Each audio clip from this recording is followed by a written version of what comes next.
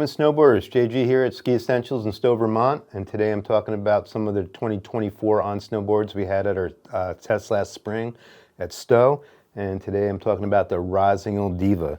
This is a women's specific twin-shaped board, and it's geared towards an all-mountain rider. It's kind of like the higher end of some of the women's boards from Rossignol. It's a $579 board. But it's got really good feedback from some of our riders. Paquette wrote it, and she gave it an overall rating of a 10.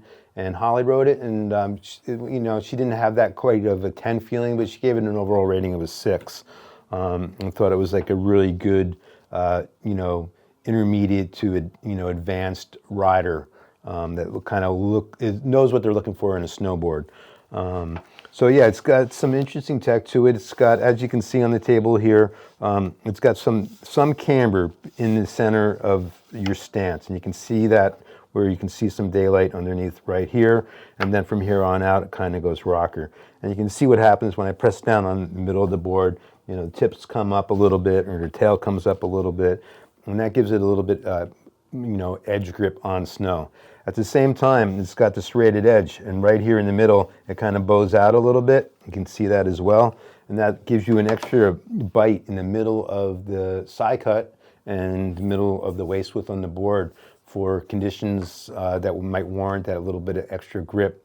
Early season snow, hard snow, throughout the season, man-made snow, or just like a little, it's kind of like almost like having like studded snow tires in the wintertime. Gives you a little bit extra grip when you need it, and other times you don't really feel it so much.